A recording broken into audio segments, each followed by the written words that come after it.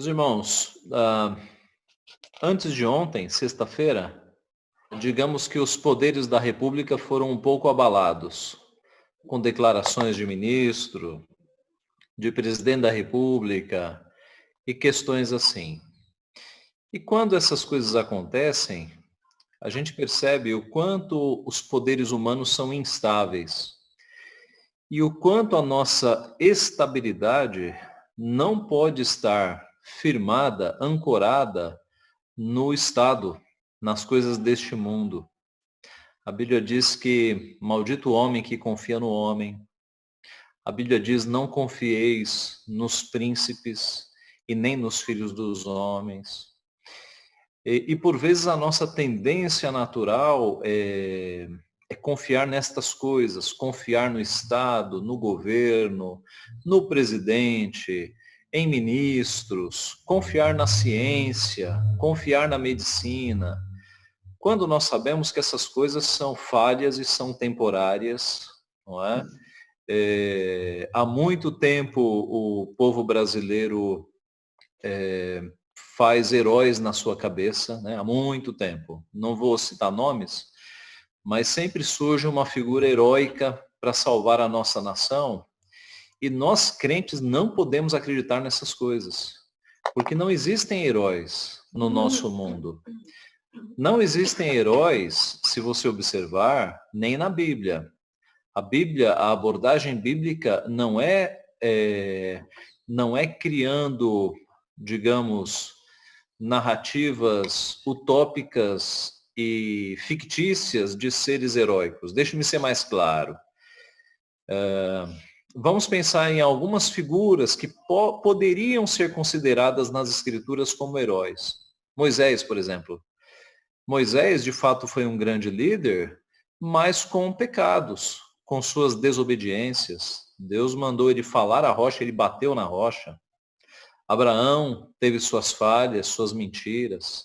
O grande Davi, que ainda na adolescência derrotou Golias, o gigante, ele, num momento da sua vida, ele se ensoberbeceu, em outro momento, ele adulterou, mandou matar um homem. Olhando para a Bíblia nunca coloca estes homens como heróis, mas estes homens apontam e tipificam o verdadeiro herói, que é Jesus Cristo. Então, por exemplo, o relato de Davi vencendo Golias não é para exaltar Davi, é para tipificar aquele que no futuro seria o grande vencedor, que venceria até a morte. O relato de Moisés liderando o povo e sendo um transmissor da revelação divina, não é para exaltar Moisés, mas é tipificando o grande líder da igreja, o grande redentor, o grande salvador do seu povo, que não apenas trouxe os 10 mandamentos, mas que era a própria verdade em pessoa, a expressão exata do ser de Deus, o Logos, a verdade encarnada, que era Jesus Cristo. Então, se na Bíblia os personagens bíblicos não são apresentados como heróis, mas todos apontam para Cristo Jesus, nos nossos dias, que nós não façamos também heróis, né? Seja presidente, seja ministro, seja quem for. Porque quando nós colocamos a nossa confiança nestes homens, nós nos frustramos. Mas quando nós colocamos a nossa confiança em Deus, no governo de Deus, no seu trono eterno, que nunca esteve vazio, aí sim nós observamos essas notícias ruins, mas a nossa fé está firmada sempre no soberano, no nosso Deus, né? Está sempre firmada no Rei dos Reis. Este nunca nos decepciona, este nunca mente, este traz sempre as palavras verdadeiras. Em Cristo nós podemos confiar e no seu reino. E o seu reino não é de improviso. O reino de Cristo é, na verdade, a execução do decreto que já foi estabelecido na eternidade. Então, nós não devemos nos surpreender com coisas que acontecem, porque tudo o que acontece foi definido pelo próprio Deus. Então, pensando nisso tudo, né, e nessa tendência nossa idolátrica de idolatrar o Estado, idolatrar o governo, e achar que as coisas da nossa vida dependem destes homens, quando não dependem, dependem de Deus, foi que eu queria trazer para vocês um estudo, justamente para sondar o nosso coração nessa hora, quanto à nossa tendência de idolatria.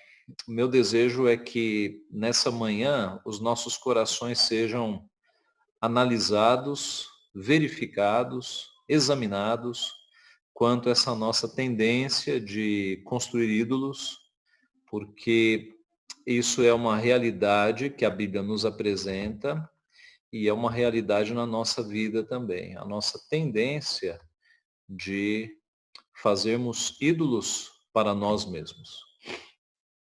Então eu cito aqui a fala que resume bem esse assunto, que foi dita pelo reformador João Calvino, lá no século XVI, escrita no livro Institutas, logo no primeiro livro, no capítulo 11. Ele escreveu assim: a imaginação do homem é, por assim dizer, uma perpétua fábrica de ídolos. A imaginação do homem é, por assim dizer, uma perpétua fábrica de ídolos. E eu te convido a, nessa manhã, completar esta frase. Eu ficaria realmente feliz e realizado hoje se... Complete aí essa frase na sua mente. Hoje, o que te faria realmente feliz e realizado, realizada? Complete aí na sua mente. Apenas para você. O que te realizaria hoje? O que te faria feliz hoje? Guarde aí a resposta, daqui a pouco voltaremos a ela. Então começamos perguntando o que é um ídolo? Será que é apenas uma imagem de barro ou de madeira? Talvez na nossa mente, quando a gente fala em ídolo, seja isso que venha, né, no nosso pensamento. Aquela imagem de um bonequinho de barro, ou de argila, ou de algum metal precioso. Né? Isso, de fato, acaba sendo ídolo para muitas pessoas. Tem muita gente que ainda hoje se aperta para pegar um pedaço de corda, porque a corda está ligada a uma imagem de barro que está sendo adorado pelas pessoas. Ainda hoje pessoas fazem suas peregrinações e sobem escadarias de joelho para ficar diante de uma imagem de barro. Isso é de fato ídolo, mas muito mais do que isso. Ídolo é aquele ou aquilo sobre o qual estão as suas esperanças, os seus pensamentos, o seu refúgio, o seu socorro. Então, vou usar um exemplo de um ídolo muito atual, que é o dinheiro. Há muita gente na nossa sociedade que acorda pensando em dinheiro, passa o dia pensando em dinheiro e vai dormir pensando em dinheiro, para no dia seguinte acordar pensando em dinheiro de novo. Então, é evidente que o dinheiro é o ídolo para muita gente na nossa sociedade. Porque aquilo que ocupa os teus pensamentos, geralmente é um ídolo que está escondido no teu coração. O ídolo pode ser um relacionamento. Se você passa a sua vida inteira pensando em uma pessoa, ao invés de pensar em Deus, na glória de Deus, no reino de Deus, este pode ser um ídolo escondido no teu coração. E tantas coisas que a gente vai falar hoje. Uma pergunta que é muito estratégica para nós fazermos é esta. Quando a situação fica difícil, para onde você corre? Onde está o seu refúgio? Muita gente corre para o cigarro quando a situação fica difícil. Aquela cena clássica da pessoa passando um nervoso, saindo da sala para acender um cigarro. Muita gente corre para a bebida, para esquecer os seus problemas, não é? Muitos buscam amparo e refúgio nas drogas. E você, quando você está muito nervoso, quando você está muito ansiosa, para onde você corre? Algumas pessoas correm para a comida, vão tentar compensar os seus problemas na geladeira, na comida. Então, analise aí o teu coração. Tente se lembrar de uma situação em que você ficou muito nervoso, muito nervosa, muito ansiosa, onde é que foi o teu refúgio? Foi ir para o quarto dobrar os joelhos ou você foi fazer alguma coisa que geralmente você faz quando você está nervoso, quando você está nervosa? Onde é que está o teu refúgio? Para onde você corre quando a situação fica muito difícil? Eu vou fazer uma confissão aqui de ex-idólatra. O meu refúgio no passado, uma época da minha vida, era o cinema. Já falei sobre isso na igreja. Né? Houve uma época em que eu ainda trabalhava no banco e era um trabalho de muita pressão, né? Sempre pressão gigantesca, que eu acabei criando esse costume de segunda à noite, terça à noite, eu ia para o cinema e encontrava geralmente o cinema quase vazio. E durante 2 horas e meia, eu tentava esquecer dos meus problemas diante daquela sala escura e daquela tela gigantesca.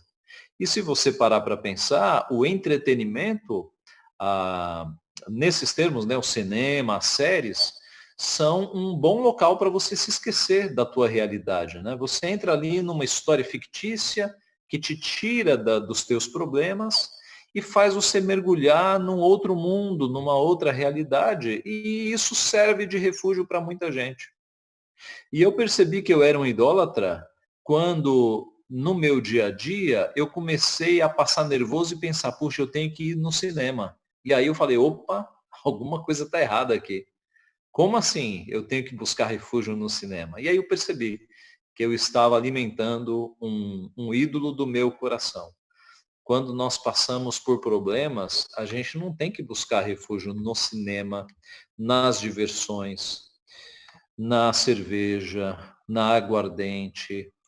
A gente não tem que buscar refúgio no cigarro, nas drogas ou em qualquer coisa. Onde é que o Filho de Deus deve buscar refúgio, de acordo com a palavra de Deus? Nós lemos esses textos, meus irmãos, com frequência, mas parece que a gente não para pensar a profundidade e a aplicabilidade deles na nossa vida. Veja a quantidade de textos.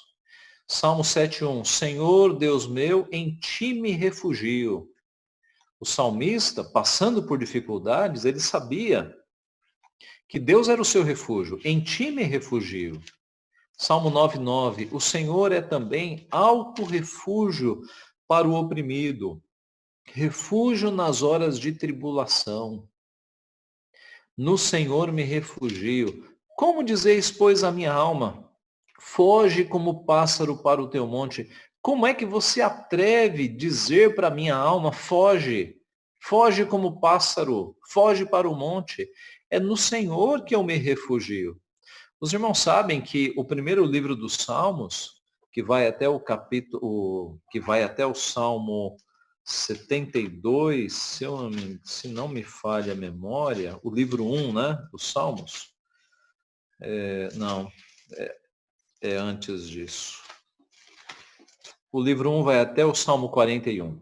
Esse livro primeiro do livro dos Salmos, ele trata exatamente das perseguições, da luta do povo de Deus diante dos seus inimigos. E é por isso que esses primeiros 41 salmos, eles falam tanto do sofrimento do servo de Deus.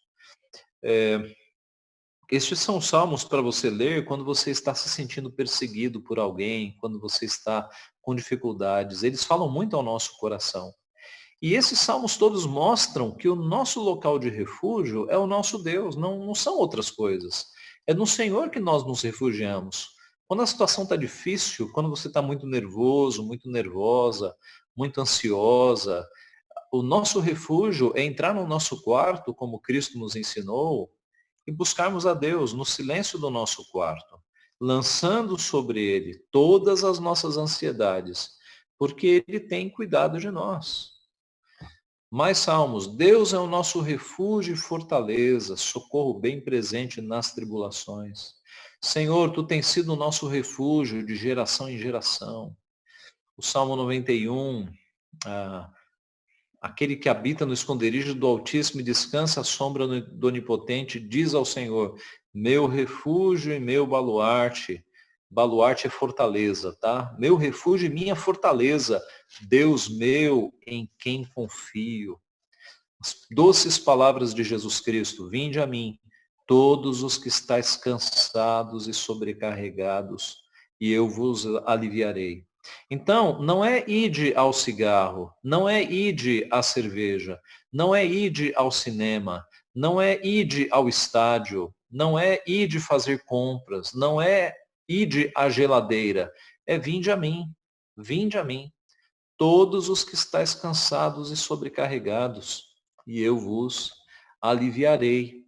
Quantos que, quando estão com problemas, então, vão para um copo de cerveja ou uma água ardente? Não é? Quantos homens que no final da tarde não estão nos bares querendo esquecer os seus problemas no casamento, os seus problemas no seu trabalho, as suas frustrações? Quantos que não estão querendo inundar as suas mágoas com substâncias alcoólicas para se esquecer? Quantos e quantas que, quando estão muito ansiosos e ansiosas, não vão tentar compensar essas coisas na comida, não é? Porque a comida, ela dá um certo prazer. E quantas pessoas que, por conta de problemas, não tentam buscar uma compensação na comida?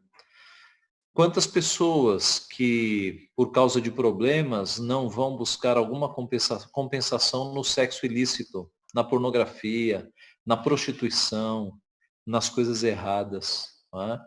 Então, por frustrações da vida, por tristezas, ao invés de buscar a plena satisfação em Cristo, trocam por prazeres da carne, prazeres pecaminosos, odiosos aos olhos de Deus.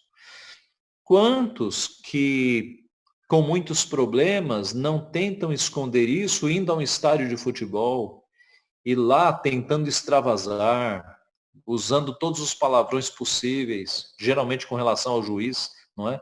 Mas também aos outros times, e ali tentam extravasar e esquecer os problemas da vida num campo de futebol ou diante de uma televisão, né?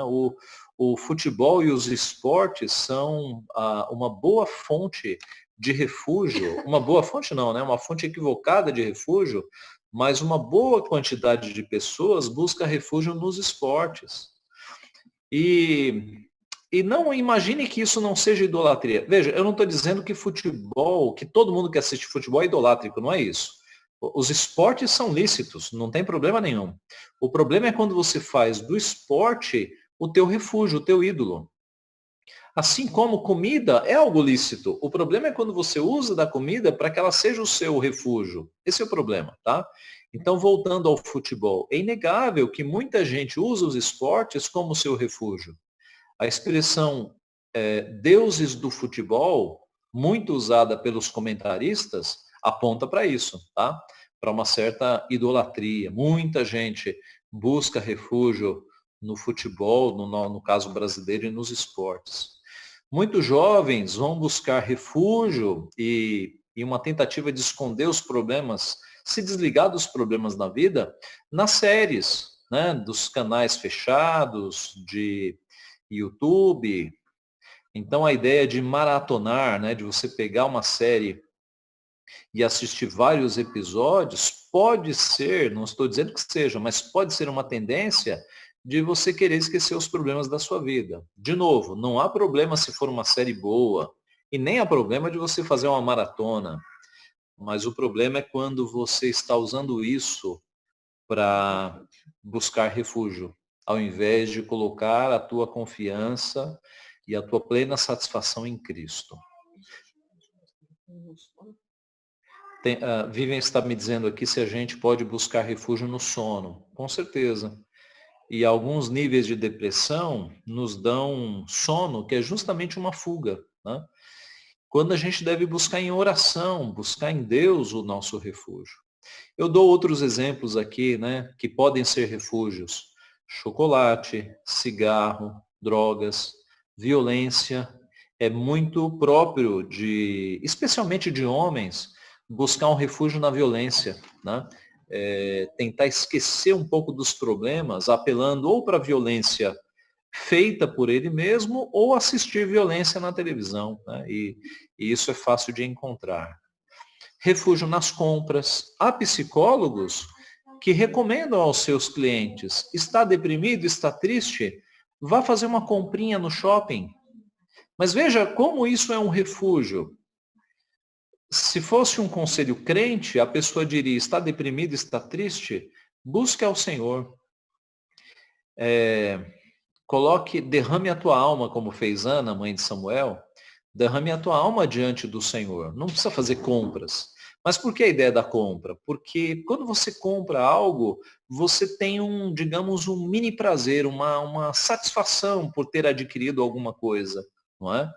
Mas isso pode ser justamente um substituto à satisfação que nós deveríamos ter em Cristo, não nas compras. Então as compras podem ser, de fato, um ídolo.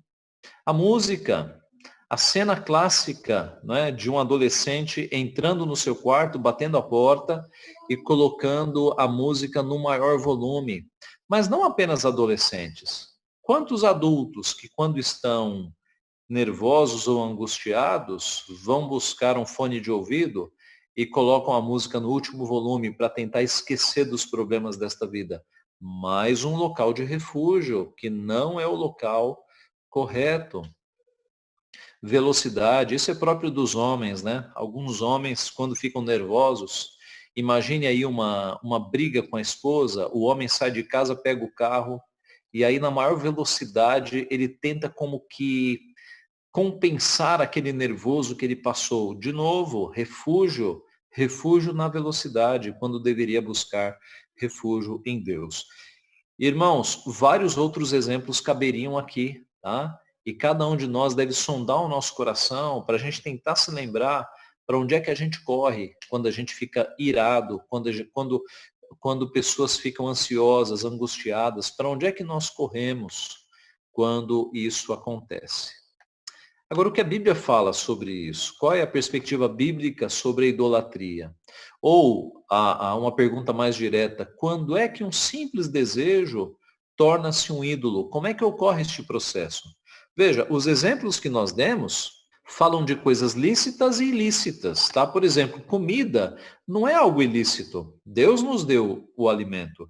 Mas quando é que um inocente alimento se torna um local de refúgio ou se torna um ídolo? Qual é o processo para algo que é normal evoluir ou involuir para o status de idolatria? O futebol que nós citamos, né? Quando é que o futebol, que a princípio é algo, um esporte inocente a princípio, ele caminha para o nível de idolatria?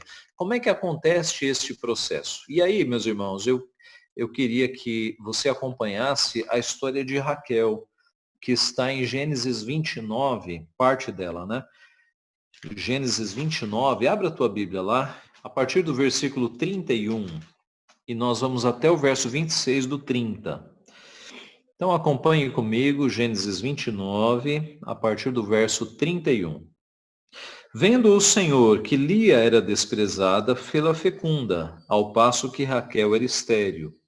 Concebeu, pois, Lia e deu à luz um filho, a quem chamou Ruben, pois disse: o Senhor atendeu a minha aflição, por isso agora me amará meu marido. Concebeu outra vez e deu à luz um filho e disse: soube o Senhor que era preterida, e me deu mais este. Chamou-lhe, pois, Simeão. Outra vez concebeu Lia, e deu à luz um filho e disse: agora desta vez se unirá mais a mim meu marido, porque lhe dei à luz 3 filhos. Por isso lhe chamou Levi. De novo concebeu e deu à luz um filho, então disse: esta vez louvarei ao Senhor. E por isso lhe chamou Judá, e cessou de dar à luz. Veja esse versículo. Vendo Raquel que não dava filhos a Jacó, teve ciúmes de sua irmã, e disse a Jacó: dá-me filho, senão morrerei. Dá-me filho, senão morrerei. Então Jacó se irou contra Raquel e disse: acaso estou eu em lugar de Deus, que ao teu ventre impediu frutificar? Respondeu ela, eis aqui Bila, minha serva, coabita com ela, para que dê à luz e eu traga filhos ao meu colo por meio dela. Assim lhe deu Bila, sua serva, por mulher, e Jacó a possuiu. Bila concebeu e deu à luz um filho a Jacó. Então disse Raquel, Deus me julgou e também me ouviu a voz e me deu um filho, portanto lhe chamou Dan. Concebeu outra vez Bila, serva de Raquel, e deu à luz o segundo filho a Jacó. Disse Raquel, com grandes lutas tenho competido com minha irmã, e logrei prevalecer. Chamou-lhe, pois, Naftali. Vendo Lia que ela mesma cessara de conceber, tomou também a Zilpa, sua serva, e deu-a a Jacó por mulher. Zilpa, serva de Lia, deu a Jacó um filho. Disse Lia, afortunada, e lhe chamou Gade. Depois Zilpa, serva de Lia, deu o segundo filho a Jacó. Então disse Lia, é a minha felicidade, porque as filhas me terão por venturosa, e lhe chamou Asser. Foi Ruben nos dias da ceifa do trigo e achou mandrágoras no campo, e trouxe-as a Lia sua mãe. Então disse Raquel a Lia, dá-me das mandrágoras de teu filho. Respondeu ela, achas pouco me teres levado o marido? Tomarás também as mandrágoras de meu filho?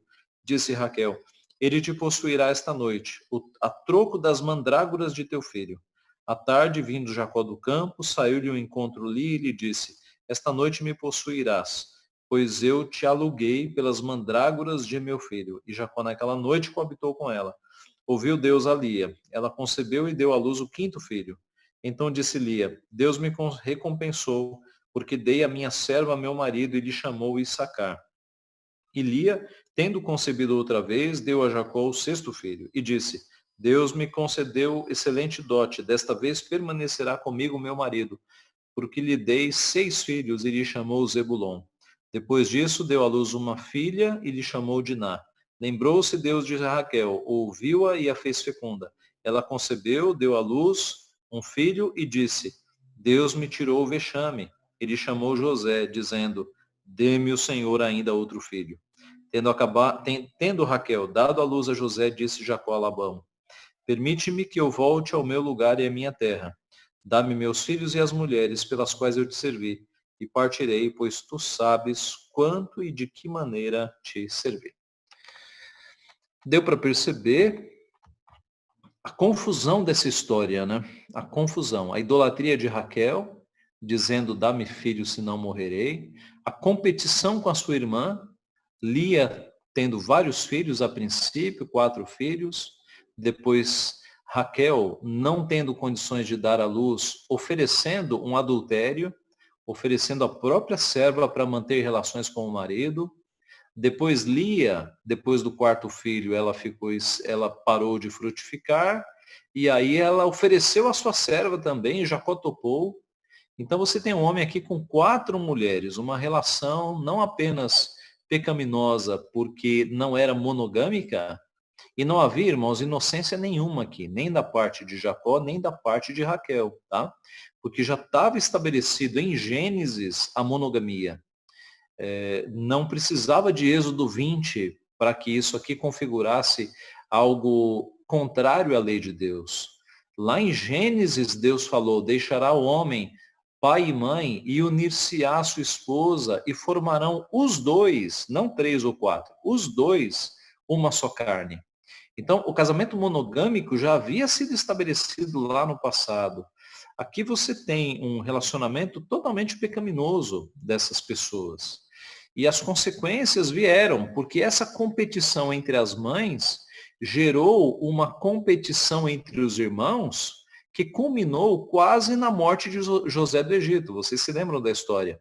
Os irmãos o odiavam, porque o seu pai, por conta de Raquel, que era quem ele amava verdadeiramente, ele tinha o seu filho José por predileção e os irmãos dele o odiavam, tentaram matá-lo, não conseguiram, por conta dos irmãos mais velhos, que acharam como solução vendê-lo como escravo lá, e ele foi parar no Egito. Tá? Então era uma família totalmente bagunçada, totalmente bagunçada. Mas o que nos importa aqui, o aspecto que nos é importante nessa manhã, é quando um desejo vira um ídolo. Primeiro, quando ele passa a ser a coisa mais importante da tua vida, tá? Qual era a coisa mais importante para Raquel? Era a maternidade. Dá-me filhos, senão morrerei. Raquel, ela resumiu a razão da sua existência a ter filhos. Por quê? Por conta da competição com a sua irmã. Mas, meus irmãos, veja como o pecado é enganoso, como o pecado turva a nossa mente, a nossa visão. É evidente na história inteira que Jacó sempre amou Raquel, desde o começo. 7 anos trabalhando, foi enganado, trabalhou mais 7. Lia, de fato, tinha motivos para se sentir preterida, mas Raquel não. E aí Raquel estabelece no meio dessa confusão a maternidade como a coisa mais importante da sua vida. Dá-me filho, senão morrerei. E a pergunta para nós nesta manhã é: o que é a coisa mais importante para a sua vida? Saúde, esposa, marido, filhos, amigos. O que é a coisa mais importante para a tua vida? Na parábola do tesouro escondido e da pérola, nós vemos o que deve ser a coisa mais importante da nossa vida. Meus irmãos, se a esposa é a coisa mais importante da minha vida, o que vai ser da minha vida quando ela morrer? Minha vida vai simplesmente perder o sentido. Se o marido é a coisa mais importante da tua vida, quando Deus levá-lo, o que vai ser da tua vida quando Deus levá-lo? Se ele for a coisa mais importante, a razão da tua existência terá chegado ao final. Nós amamos nossos filhos, mas se os nossos filhos forem a coisa mais importante da nossa vida, o que será de nós se Deus levar nossos filhos? A vida vai acabar? Isso é justo? Deus nos criou para isso? Para que nós amássemos os filhos sobre todas as coisas? Com certeza não. Com certeza não. Então, o que é a coisa mais importante da tua vida? O que deveria ser? Veja lá Mateus 13, 44 a 46. Mateus 13. Mateus 13, 44 a 46. O reino dos céus é semelhante a um tesouro oculto no campo, o qual certo homem, tendo-o achado, escondeu. E transbordante de alegria vai, vende tudo o que tem e compra aquele campo. O reino dos céus é também semelhante a um que negocia e procura boas pérolas. E tendo achado uma pérola de grande valor, vende tudo o que possui e a compra. Jesus, nestas parábolas, está mostrando que o reino dos céus, a salvação, é mais importante do que tudo. Ao ponto de, nesses dois exemplos, você perceber que nos dois exemplos a pessoa vendeu tudo o que tinha para conseguir este tesouro que estava oculto ou esta pérola de grande valor. A lição que nós temos aqui é que nada nessa vida se compara, meus irmãos, à salvação em Cristo, à vida eterna. Simplesmente nada nesta vida se compara ao grande tesouro que nós temos em Cristo Jesus. Ele é o nosso bem mais precioso. Certa vez um pastor puritano abordou uma de suas ovelhas, um homem da sua igreja, porque ele percebeu que aquele homem não apenas amava a sua esposa, ele idolatrava a sua esposa. E ele chamou o homem e falou: olha, eu temo que você esteja amando demais a sua esposa. E o homem se defendeu, né? Talvez como nós nos defenderíamos, dizendo: não, eu devo amar mesmo a minha esposa. Mas o pastor disse: não, você está amando além da conta, você está amando demais. E de fato, nós podemos ter essa tendência de amar um relacionamento num nível idolátrico, de depender da pessoa, de achar que sem a pessoa a nossa vida vai acabar. Meus irmãos, não são raros os casos em que quando um cônjuge morre, o outro vive pouco tempo. Vocês já viram casos assim? Da esposa morrer e o marido viver pouco tempo? E vice-versa? o marido morrer e a esposa viver pouco tempo? Isso acontece às vezes porque a pessoa, ela simplesmente perde o interesse pela vida, não é? Os casos positivos, e nós temos alguns na nossa igreja, graças a Deus, são de pessoas que perderam o seu marido ou perderam a sua esposa e estão firmes no Senhor, vivendo a vida do Senhor. Porque por mais que a perda tenha sido dificílima, e eu imagino o quanto difícil é, essas pessoas colocaram a sua esperança primeira e última em Cristo. Então, quando a tua esperança, a razão da tua existência está em Cristo, você vai perder o marido, e isso vai ser muito difícil, mas a tua vida vai continuar.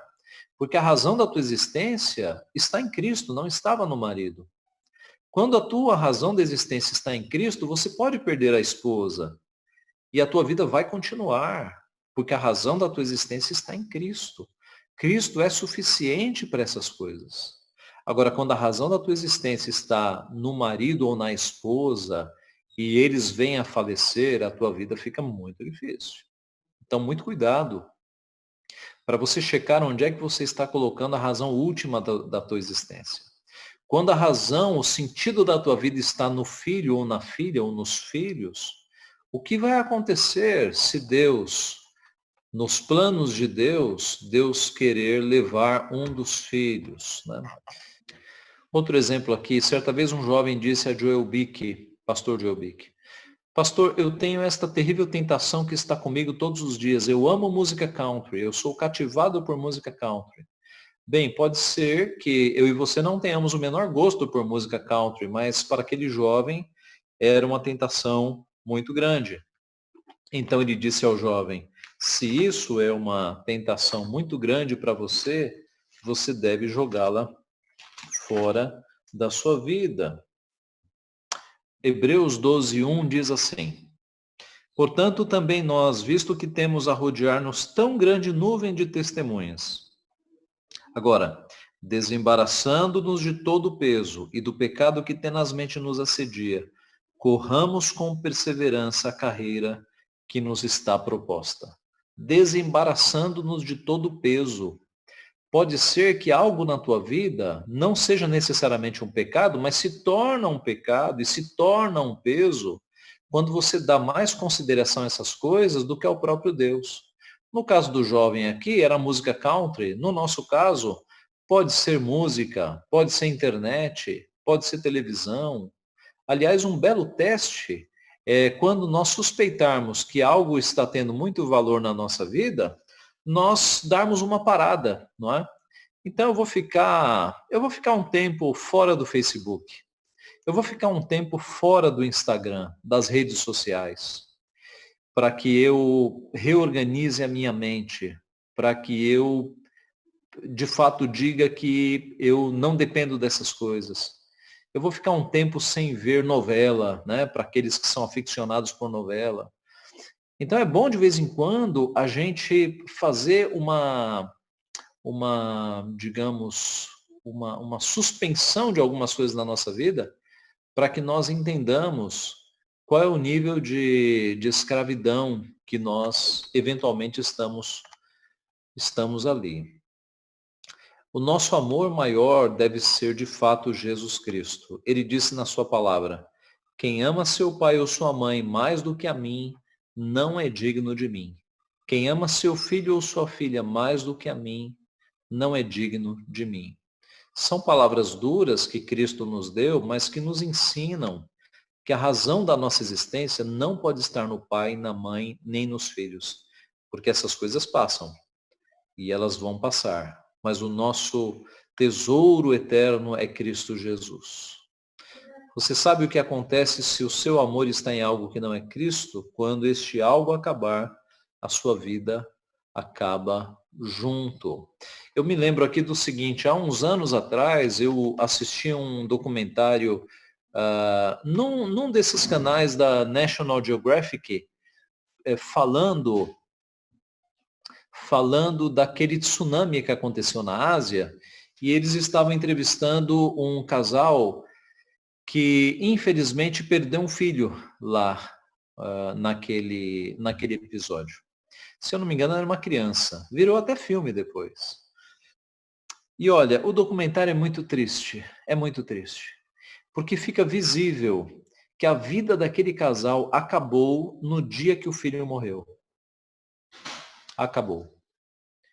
É como diz a história, morto em tal ano, enterrado 10 anos depois. Aquele casal estava morto por causa do falecimento do filho. Meus irmãos, eu não imagino, alguns da nossa igreja sabem, já tiveram essa experiência difícil. Eu não imagino a dor de perder um filho. Deus sabe, né? Deus sabe que dor é essa. Mas o que a Bíblia nos mostra é que Deus é suficiente para estas coisas. E há crentes que passam por este momento de perder um filho e se agarram em Cristo e se agarram em Deus, e Deus é suficiente para essas coisas. E a vida continua. Agora, se a razão da tua existência é um filho, e não deve ser, porque se Deus levá-lo, a tua vida não pode acabar. Você tem a tua existência para glorificar a Cristo ainda. Alguns exemplos. O trabalho para os homens. Adivinha qual é a idade com maior incidência de depressão para os homens? Adivinhe. Na aposentadoria. Tá? Porque o trabalho é para muitos homens meio que a razão da existência. E aí, de repente, o homem se aposenta e se encontra na sala da sua casa, diante de uma televisão, e como o trabalho era, na sua cabeça, a razão da sua existência, ele agora se acha um inútil. Então não é à toa que muitos homens na aposentadoria, eles entram na depressão e alguns até morrem, porque acham que a vida acabou. Meus irmãos, a nossa profissão não somos nós. Quando alguém pergunta para você o que você é, você não deve responder com a tua profissão. A tua profissão não te define. Nós somos muito mais do que a nossa profissão. E aqueles que passam por profissões diferentes, não é? Lá no meio da vida trocam de profissão, conseguem perceber mais isso. Nós somos muito mais do que a nossa profissão. A nossa profissão é apenas um modo de nós professarmos, por isso profissão, de nós professarmos que nós cremos em Cristo. A nossa profissão é um instrumento para nós glorificarmos a Cristo. A razão da nossa existência é glorificarmos a Cristo e desfrutarmos dele para sempre. É a primeira pergunta do catecismo. Então, a profissão é apenas um instrumento para que nós glorifiquemos a Deus. Então, pastor, qual é o caminho para homens que vão se aposentar? É colocar isso na cabeça, de que a profissão não nos define. Nós usamos a profissão para glorificar a Cristo. E quando a profissão acabar, nós vamos continuar glorificando a Cristo como aposentados.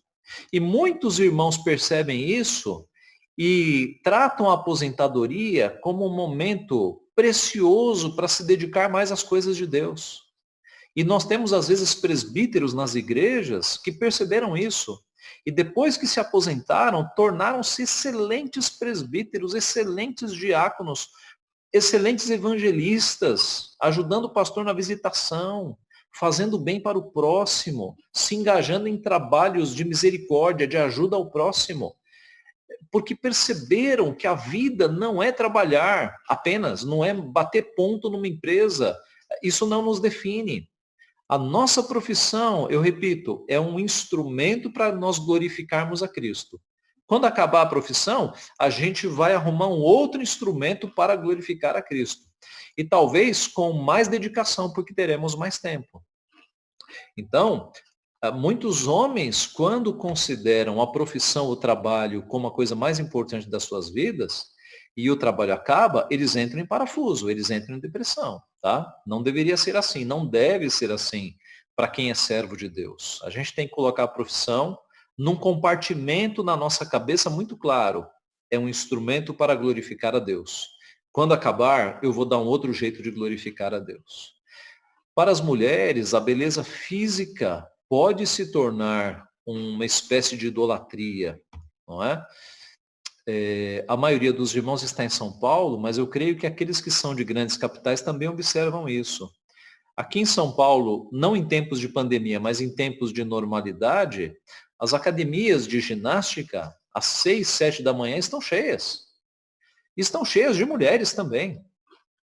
E há mulheres que gastam 6, 7, 8 horas numa academia, buscando uma beleza física que é passageira, que vai ser perdida daqui a pouco. Porque a Bíblia fala, enganosa é a graça e vã a formosura, mas a mulher que teme ao Senhor, esta será louvada. Em outras palavras, se você passa horas da tua vida querendo um corpo perfeito, mas não está cuidando da beleza interior, da sua devoção e do seu temor a Deus, quando chegar a idade, e ela vai chegar, o que vai restar? Para as irmãs que se consagram ao Senhor, quando a idade chega e a beleza da juventude vai embora, essas irmãs continuam belas. Por quê? Porque a mulher que teme ao Senhor, esta será louvada. Essas mulheres são mestras do bem, elas aconselham as mais jovens, elas são requisitadas para que pessoas pedem conselhos a elas. Elas continuam belas, porque elas têm beleza dentro do seu ser. E esta beleza interior nunca é roubada. Então, mas veja, falando aqui da nossa geração, muitas mulheres, quando a beleza que é passageira vai embora, entram em depressão. Ou vão para as indústrias cosméticas para tentar dar um jeito, para tentar de alguma forma dar um jeito. Quando a nossa busca deve ser por aquilo que é eterno, né? Não por aquilo que é passageiro.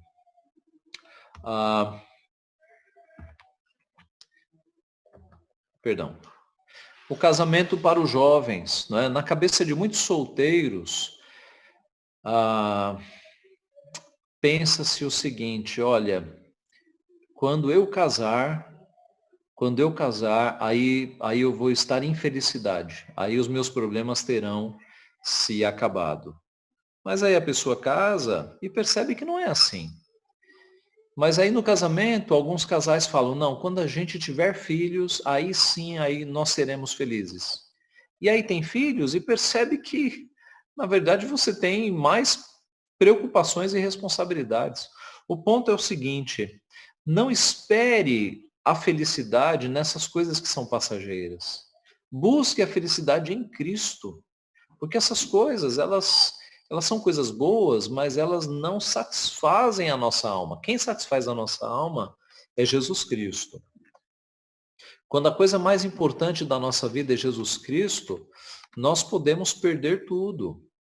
Vocês conhecem a história de Horácio Spafford, que é o compositor do hino Sou Feliz com Jesus. Não é? A maioria de vocês conhece, mas permita-me contar de novo aqui. Horácio Spafford, ele estava em viagem com a sua família, uma esposa e 4 filhas. E eles precisavam chegar numa cidade por embarcação, pelo mar. E ele tinha que resolver ainda uns assuntos na cidade e mandou a esposa com as filhas numa primeira embarcação. O fato é que essa embarcação naufragou, as filhas morreram e apenas a esposa se salvou. Num barco menor, ela foi resgatada. Quando chegou na cidade, mandou um telegrama para ele dizendo 2 palavras: salva sozinha. Salva sozinha. Ele leu o telegrama, ele entendeu, né?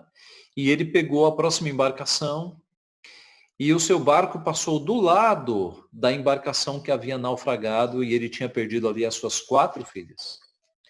Pois foi nesta viagem que ele escreveu o hino Sou Feliz com Jesus. Em inglês, It is well with my soul. Tudo bem com a minha alma. Tudo bem com a minha alma. Então, irmãos, percebam o quanto a nossa fé em Cristo nos dá forças para passarmos por momentos assim, não é?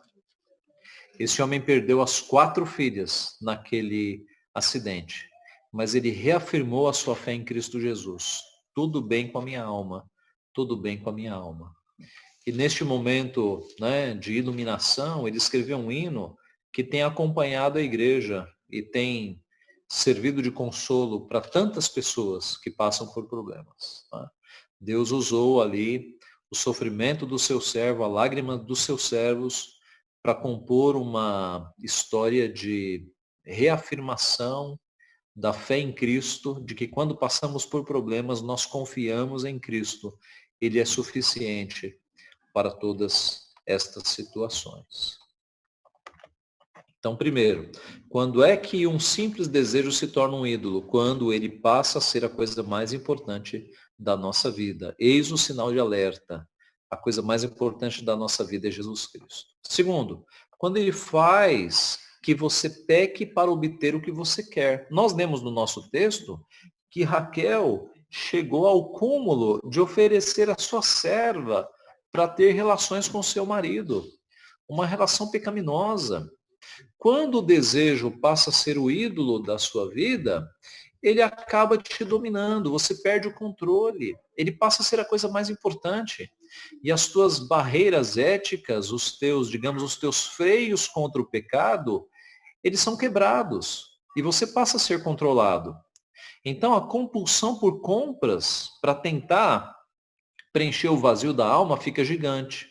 O impulso por comida ou por doces fica quase incontrolável. Quando você não busca satisfação em Cristo, o ídolo, ele controla a sua vida.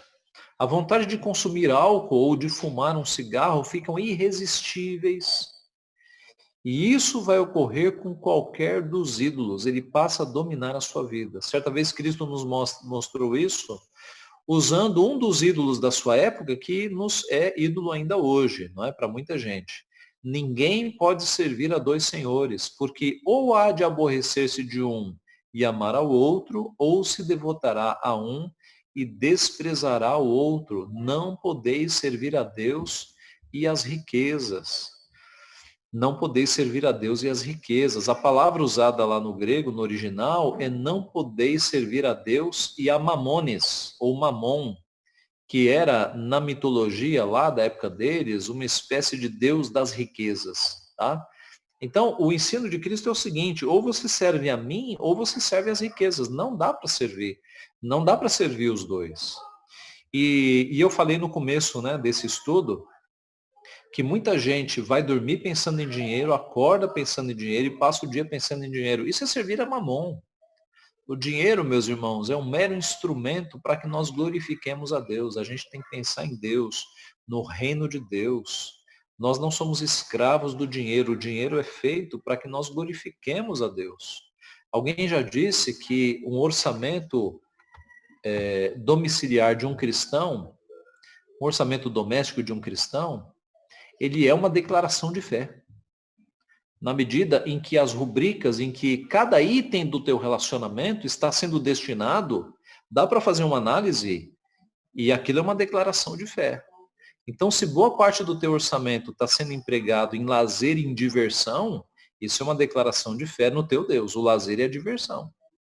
Se, por outro lado, boa parte do teu orçamento está sendo empregado para coisas justas, para necessidades básicas e também para o reino de Deus, isso é uma declaração de fé. Tá? Um orçamento doméstico é uma declaração de fé. Analisando, dá para perceber onde é que estão as tuas prioridades, onde é que está o teu Deus, o Deus do teu coração. Terceiro e último, irmãos. Quando é que um simples desejo vai à categoria de idolatria? Quando ele passa a ser, na sua cabeça, a solução para todos os seus problemas.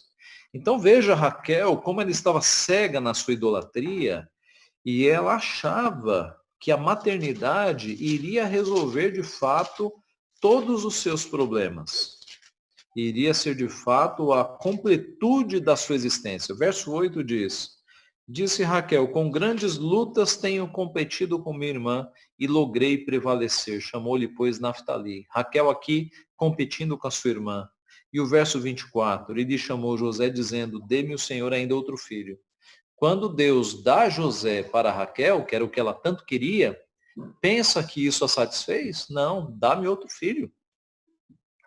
Então, quando o desejo passa a ser na sua cabeça a solução de todos os seus problemas, você tem de fato um problema. Eu repito, muitos jovens pensam assim, não, eu serei plenamente feliz quando eu me casar. Aí se casam e aí falam, não, eu serei plenamente feliz quando eu tiver filhos. Aí tem filhos. Quer dizer, se você coloca a plenitude da tua felicidade nessas coisas, você nunca vai estar satisfeito. Nunca, nunca. Agora, se você coloca a plenitude da tua vida em Cristo, você pode estar satisfeito agora. Agora.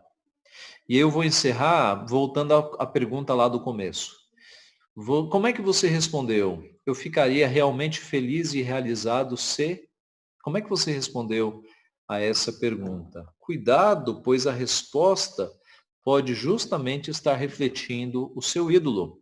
Se você completou a frase com um relacionamento, talvez aí esteja o teu ídolo. Se você completou com um desejo financeiro, eu realmente estaria feliz e realizado se eu tivesse tantos R$ 1.000 na minha conta, talvez aí esteja o teu ídolo. Se você completou com um desejo realizado a carreira, profissão, estudos, talvez aí esteja o teu ídolo. A melhor resposta, meus irmãos, àquela pergunta seria: eu já sou feliz e já sou realizado. Ou eu realmente estaria feliz e realizado se o meu marido se convertesse, ou se os meus filhos estivessem na igreja.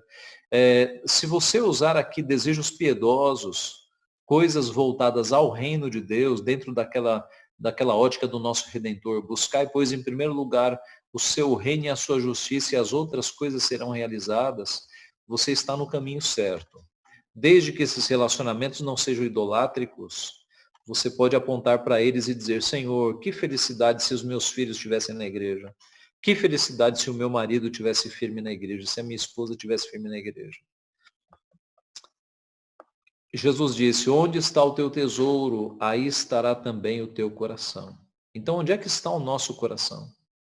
No que está o nosso coração? Ali está o nosso tesouro. Melhor é buscar refúgio no Senhor do que confiar no homem. Melhor é buscar refúgio no Senhor do que confiar no homem. Que Deus nos ajude a amar a Cristo sobre todas as coisas e buscar nele e só nele o refúgio em nossos momentos difíceis. Eu falei no começo, do estudo que essa semana abalou os poderes de Brasília, os poderes da República. Não devem abalar a nossa vida, irmãos. Não devem. Porque o nosso refúgio está no Senhor. O nosso rei, o rei dos reis, não mente. O Rei dos Reis não tem histórias de bastidores. O Rei dos Reis governa o seu povo, o seu trono é eterno.